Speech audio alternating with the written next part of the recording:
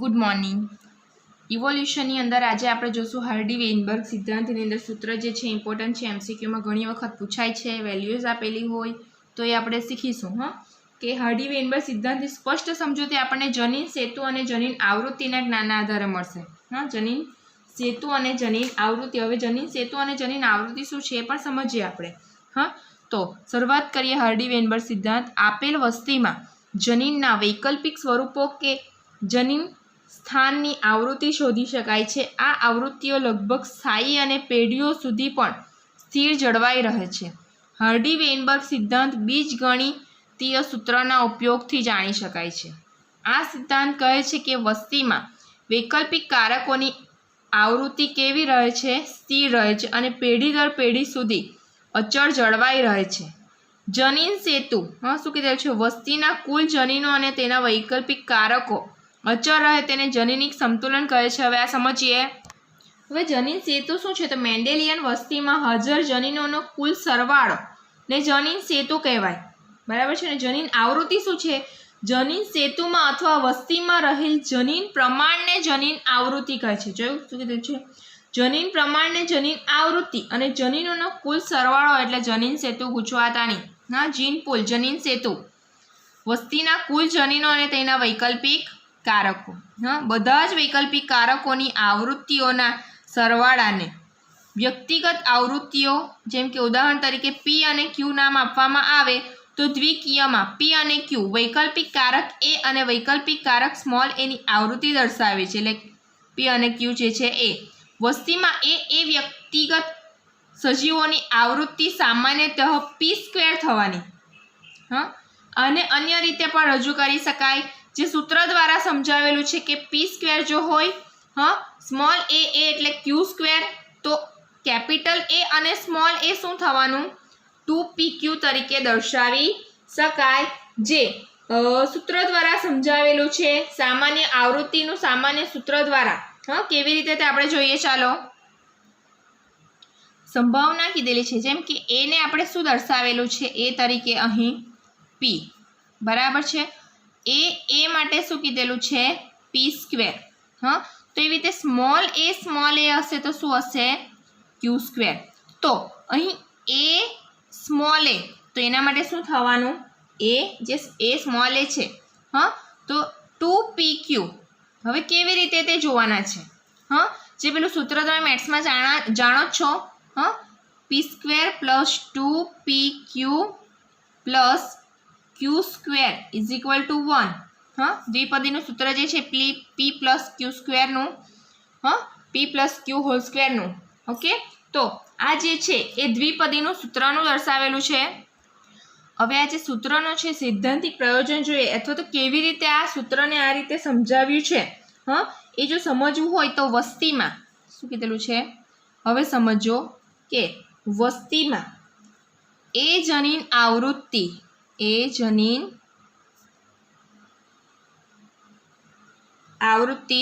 50%. ચાલો. એટલે કે 1/2 માટે p અત્યારે p તરીકે લઈએ તો p = 1/2. તો 0.5 થયું p કેટલું થયું? આ p 0.5.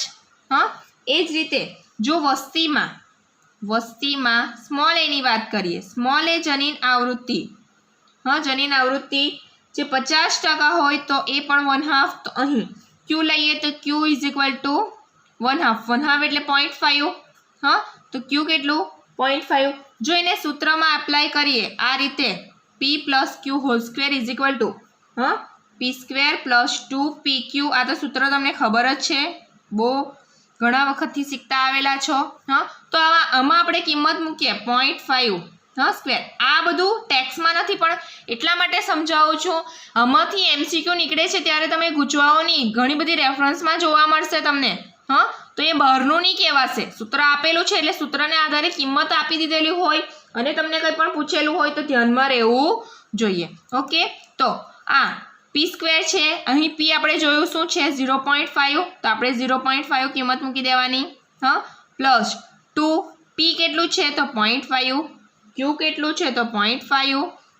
અને q કેટલું છે? તો 0.5². કિંમત જ મૂકી છે 0.55.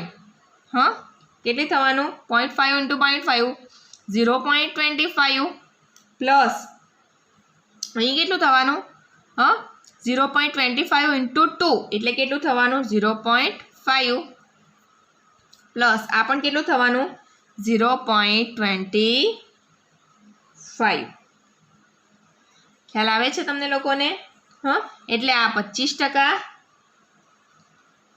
આ 50% વાત કરીએ અને આ જે છે 25% ખ્યાલ આવે છે 25% 50% અને 25% જે વસ્તીની વાત કરેલી છે આપણે તો 1/2 કરેલી છે અડધી અડધી બરાબર છે ઓકે તો અહીં ઘણી વખત તમને શું બીજી બધી રેફરન્સોમાં આ રીતે મળશે MN સોરી સ્મોલ m તો આ શું છે તો આ એ જ છે અહીં આપણે કેપિટલ એ લીધું છે તો કોઈક વખત m તરીકે જો દર્શાવ્યું હોય અને small m capital M small m તો આપણે તો એ તરીકે દર્શાવ્યું છે તો અહીં શું આવવાનું કેપિટલ A સ્મોલ a અને સ્મોલ a જનીન આવૃત્તિ દર્શાવી છે કહેવાનો મતલબ ફક્ત એટલો જ છે ધ્યાનમાં શું રાખવાનું આ જે સૂત્ર છે એ બીજું વસ્તુ શું આ કિંમત શું છે અથવા તો આ એક માપ ધ્યાનમાં રાખવાનું છે 25% 50% 25% જે જનીન આવૃત્તિ સવાલ આવી રીતે પૂછાય 2pq માટેની આવૃત્તિ કેટલી થવાની તો 50% થવાની આઈરિયા આ કઈ તો આ જે છે તે ઓકે તો એ એમસીક્યુમાં પૂછાઈ શકે ઘણી વખત તો એ ધ્યાનમાં રાખવાનું છે જેમ કે આ રીતે એક્ઝામમાં પૂછાયેલો હોય પ્રશ્ન કે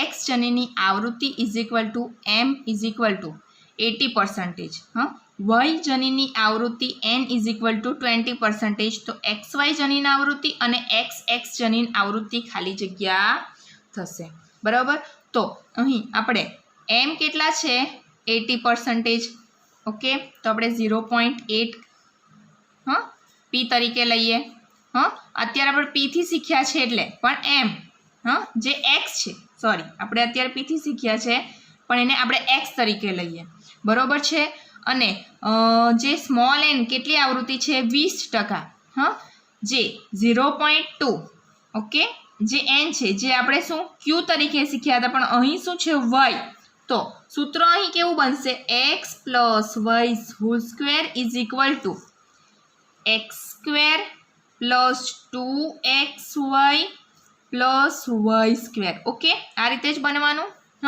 તો હવે કિંમત જ મૂકવાની હોય 0.8 સ્ક્વેર 2xy એટલે 0.8 0.2 0.2 સ્ક્વેર તો અહીં 8 × 8 = 64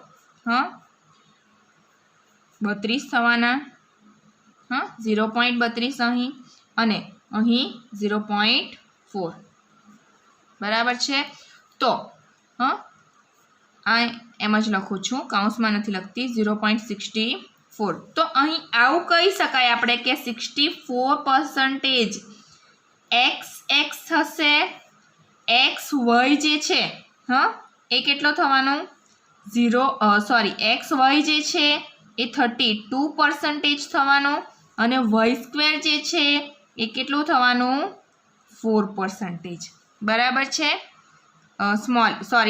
વાય તો આપણને શું પ્રશ્નમાં પૂછેલું છે એક્સ વાય કેટલું તો એક્સ વાય કેટલું આવ્યું 32 તો એક્સ વાય 32 અને એક્સ એક્સ જનીન આવૃત્તિ તો એક્સ એક્સ જનીન આવૃત્તિ કેટલી છે 64 તો અહીં શું આવશે 64 મતલબ આ રીતે સવાલ પૂછાય પછી બીજો સવાલ શું પૂછાય છે કે આ જે સૂત્ર છે જે સૂત્ર કયો જનીન આવૃત્તિ દર્શાવતું સૂત્ર p plus Q square is equal two P square plus 2pq plus Q square is equal two 1 તો આ સમીકરણ શેના ઉપયોગમાં લેવાય છે તો શેના માટે વસ્તી જનીન આવૃત્તિ દર્શાવતું તો આ બધું ધ્યાન રાખવાનું છે આમાંથી આવી રીતે ઘણા બધા પ્રશ્નો પૂછી શકાય છે સમજૂતી બીજો સવાલ એવો પૂછાય કે હાર્ડી-વેઇનબર્ગ સિદ્ધાંતની સ્પષ્ટ સમજૂતી શેના દ્વારા મળે છે હા, તો જનીન સેતુ અને જનીન આવૃત્તિ બંને દ્વારા જોવા મળશે.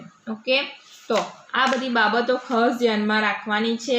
આ પ્રકારના પ્રશ્ન પૂછાય તો એ પણ ધ્યાનમાં રાખવાના રહેશે.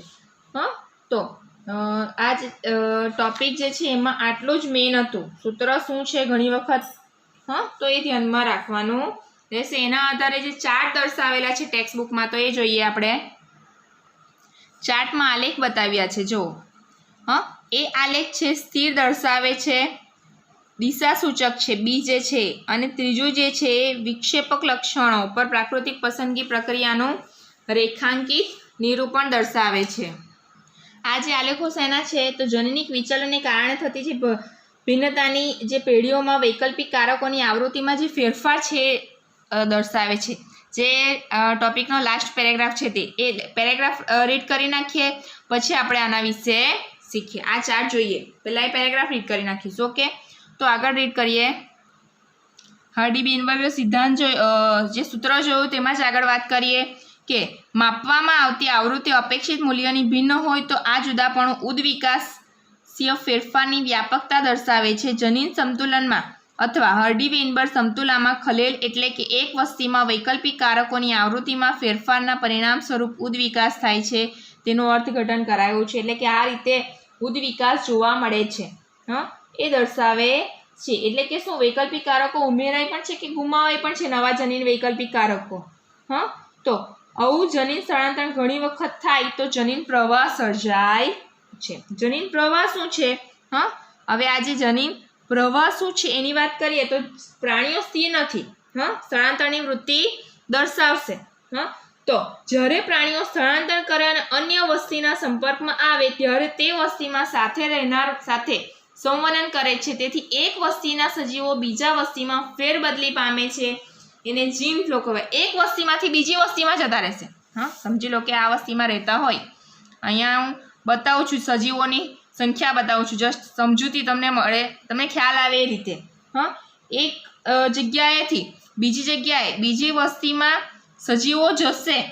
હા, એક પ્રાણીઓ સ્થિર નથી, હા, તેઓ સ્થળાંતર કરવાના, તો એક જગ્યાએથી બીજી જગ્યાએ જવાના. હા, તો વસ્તીના જનીનો પણ બીજી જગ્યાએ વસ્તીમાં બદલાવાના, તો એને જીન ફ્લો કહેવામાં આવશે. શું કહેવામાં આવશે? જીન ફ્લો.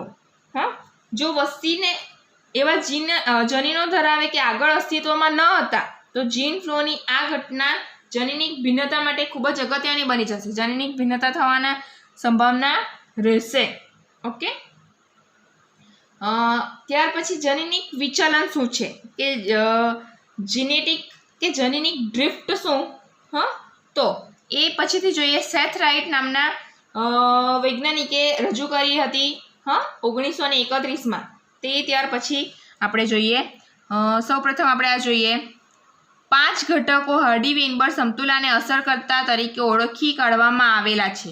તેઓ જનીન સ્થળાંતર અથવા જનીન પ્રવાહ, જનીનિક વિચલન, વિકૃતિ, જનીનિક પુનઃસંયોજન અને પ્રાકૃતિક પસંદગી છે. કયા કયા 5 ઘટકો એમ પૂછાય તો આ ધ્યાનમાં રાખવાના. ઓકે, જનીન સ્થળાંતરણ, જનીન પ્રવાહ, જનીનિક વિચલન, વિકૃતિ, જનીનિક પુનઃસંયોજન અને પ્રાકૃતિક પસંદગી. જ્યારે વસ્તીના કોઈ પણ ભાગનું અન્ય ભાગની વસ્તીમાં સ્થળાંતરણ થાય છે ત્યારે મૂળભૂત અને નવી વસ્તીની જનીન આવૃત્તિ ફેરફાર પામે છે. નવા જનીનો વૈકલ્પિક કારકો નવી વસ્તીમાં ઉમેરાય છે અને જૂની વસ્તીમાંથી તે દૂર થાય છે. જોયું, નવા જનીનો કે વૈકલ્પિક કારકો નવી વસ્તીમાં ઉમેરાય છે, નવા જનીનો નવી વસ્તીમાં ઉમેરાય છે. હા, જૂની વસ્તીમાંથી તે દૂર થાય, જૂની વસ્તીમાંથી દૂર થવાના. તો જો જનીન સ્થળાંતરણ વારંવાર થતું હોય તો તે જનીન પ્રવાહ છે. આ સમાન ફેરફારો જો તક દ્વારા પ્રાપ્ત થતા હોય તો તેને જનીનિક વિચલન કહેવામાં આવે છે. શું કહેવામાં આવે છે? જનીનિક વિચલન. આ જે ફેરફારો છે તક દ્વારા પ્રાપ્ત થતા હોય. કેટલીક વાર નવી વસ્તીના વૈકલ્પિક કારકોની આવૃત્તિમાં ખૂબ જ મોટા ફેરફારો હોય તો તે ભિન્ન જાતિ તરીકે વિકસે છે. મૂળભૂત વિચલિત વસ્તી સ્થાપક બને છે અને અસરને સ્થાપક અસર કહેવામાં આવે છે. શું કહેવામાં આવે? સ્થાપક અસર. એ પહેલાં જે આ જનીનિક વિચલન છે એ જનીનિક વિચલન જે છે એ બાબત કોના દ્વારા વર્ણન કરવામાં આવ્યું હતું તે ધ્યાનમાં રાખજો. અહીં નથી આપ્યું. સેથ રાઇટ દ્વારા સેથ રાઇટ દ્વારા દર્શાવવામાં આવ્યા છે. તો એ ખાસ ધ્યાનમાં રાખવાનું છે. આ જે જનીનિક વિચલન છે એ કોના દ્વારા વર્ણવવામાં આવી? સેથ રાઇટ દ્વારા 1931માં જેને જનીનિક ડ્રિફ્ટ તરીકે પણ ઓળખવામાં આવે છે. જનીનિક ડ્રિફ્ટ એટલે જ શું? જનીનિક ડ્રિફ્ટ એટલે જ જનીનિક વિચલન. જે ઉદ્વિકાસીય બળ છે જે નાની વસ્તીમાં સંચાલિત હોય છે. એટલે શું કીધેલું છે કે જે હાર્ડી-વેઇનબર્ગ સિદ્ધાંતને આધારે મોટી વસ્તીમાં જનીન આવૃત્તિ જો પસંદગી અને વિકૃતિ ન થાય તો પેઢી દર પેઢી સમાન રહે છે.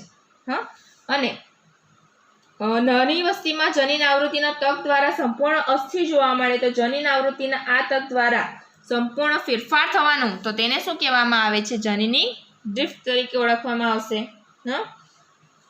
તો આ જે જનીનિક ડ્રિફ્ટની મોટી વસ્તી પર નજીવી છે એની અસર. એટલે એવું પૂછાય તો કે જીનેટિક ડ્રિફ્ટ કે જનીનિક વિચલન કેવી વસ્તી પર? તો નાની વસ્તી પર અસર છે. કેવી વસ્તી પર? નાની વસ્તી પર. આટલું થોડુંક ધ્યાનમાં રાખવાનું છે તમારા લોકોએ. આગળ વાત કરીએ. શું કીધેલું છે? સૂક્ષ્મ જીવો પરના પ્રયોગો દર્શાવે છે કે પૂર્વ અસ્તિત્વ ધરાવતી લાભકારી વિકૃતિઓ જ્યારે પસંદગી પામે છે ત્યારે તેના પરિણામ સ્વરૂપ નવા સ્વરૂપ પ્રકારો જોવા મળે છે.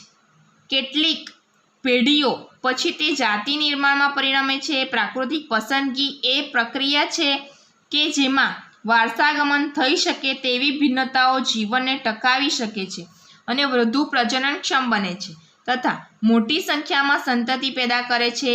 તર્ક આધારિત વિશ્લેષણ આપણને વિશ્વાસ અપાવે છે કે વિકૃતિના કારણે અથવા જનીન પ્રવાહને કારણે કે જનીનિક વિચલનને કારણે અથવા જનન કોષ નિર્માણ દરમિયાન પુનઃ સંયોજનને કારણે જો શેના કારણે? વિકૃતિના કારણે, જનીન પ્રવાહને કારણે, જનીનિક વિચલનને કારણે, જનન કોષો દરમિયાન શું કીધેલું છે?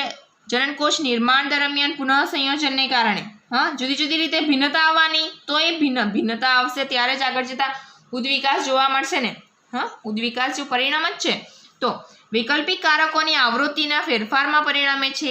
આ પ્રાકૃતિક પસંદગી દ્વારા જોડીઓ પ્રજનનિક સફળતા ધરાવે છે સફળતા વધારે છે અને નવી વસ્તી તરીકે સ્થાપિત થાય છે. પ્રાકૃતિક પસંદગી સ્થિરતા જેમાં ઘણા વ્યક્તિગત સજીવો સરેરાશ લક્ષણ કે મૂલ્યો પ્રાપ્ત કરે છે. દિશાકીય ફેરફાર જેમાં ઘણા વ્યક્તિગત સજીવો સરેરાશ લક્ષણ મૂલ્યો ઉપરાંત મૂલ્યો પ્રાપ્ત કરે છે. ભંગાણજનક ઉદ્વિકાસ વિતરણ વક્રના બંને છેડાના લક્ષણોનું મૂલ્ય વધુ સભ્યોમાં પ્રાપ્ત કરે છે એ સ્થિતિ તરફ દોરી જાય છે. એટલે જે આલેખ છે એ શું દર્શાવે છે? જે તમને બતાવું છું. જો અહીં દર્શાવ્યું છે સ્વરૂપલક્ષી પ્રકારના સજીવોની વ્યક્તિગત સંખ્યા એટલે કે બાહ્ય લક્ષણો સાથે જાતિ સ્વરૂપ જેમાં પ્રાકૃતિક પસંદગી દ્વારા પસંદ સ્વરૂપ પ્રકાર એટલે કે જાતિ સ્વરૂપને આધારે નેચરલ પસંદગી જે આલેખ અહીં વધે છે અને ટોચ પર આ રીતે દર્શાવ્યું છે મધ્યમ કદના વ્યક્તિગત સજીવો પસંદ કરવામાં આવે છે. તો અહીં 3 આ રીતે દર્શાવ્યા છે. 3 આલેખો કઈ રીતનું જોવા મળશે? અહીં શિખર ઊંચું અને સાંકડું થતું જાય છે આ રીતે એટલે કે ટોચ ઊંચી ટોચ સાંકડી એ દર્શાવ્યું છે. એટલે કેવી થવાની? આ સ્થિર પ્રાકૃતિક પસંદગી પ્રક્રિયાનું રેખાંકિત નિરૂપણ કેવું થવાનું? સ્થિર. ત્યાર પછી એક જ દિશામાં અને સરકતું શિખર એટલે કે ટોચ એક જ દિશામાં ફેરવાય છે. ઓકે, આ રીતે જે બી દર્શાવ્યું છે. બી શું છે? એટલે કે દિશા સૂચક દર્શાવ્યું છે. ઓકે, ત્યાર પછી વાત કરેલી છે જે લાસ્ટ આ 2 શિખરોનું નિર્માણ દર્શાવ્યું છે એટલે કે 2 ટોચ જે શું વિક્ષેપક લક્ષણો દર્શાવશે. જેમાં દરેકમાં જે તૂટક લાઈનો દર્શાવી છે તૂટક એ બંને છેડાના લક્ષણો વધુ સભ્યો મળે છે. એ ગ્રાફમાં આ તૂટક દર્શાવે ને એ સભ્યોની સંખ્યા દર્શાવે છે. બરાબર છે? જે એકદમ હાઈ જાય છે. તો આ સ્થિર છે, દિશા સૂચક છે અને વિક્ષેપક લક્ષણો દર્શાવતું એ ખાસ ધ્યાનમાં રાખવાનું છે. ઓકે, તો આ એટલે કે તૂટક પણ આ દર્શાવે છે. તૂટક આમાં મુખ્ય લક્ષણ સિવાય લક્ષણ વધુ સભ્યો પ્રાપ્ત કરે છે અને આમાં જે છે એ વધુ સભ્યો મુજબ લક્ષણ ઉપાર્જિત કરે છે. વધુ સભ્યો મુજબ લક્ષણ ઉપાર્જિત કરે છે. હા, અહીં મુખ્ય લક્ષણ સિવાય લક્ષણ વધુ સભ્યો પ્રાપ્ત કરે છે અને અહીં બંને છેડાના લક્ષણો વધુ સભ્યો મળે છે. વધારે નહીં ધ્યાનમાં રહે તો કંઈ નહીં, ચાર્ટ ધ્યાનમાં રાખજો. આકૃતિ મૂકેલી હોય અને શું દર્શાવે છે, આ સ્થિર, દિશા સૂચક અને વિક્ષેપક લક્ષણ. ઓકે, આટલું ધ્યાનમાં રાખવાનું છે. નેક્સ્ટ ટોપિકમાં નેક્સ્ટ વિડીયો લેક્ચરની અંદર આપણે નેક્સ્ટ ટોપિક જોશું.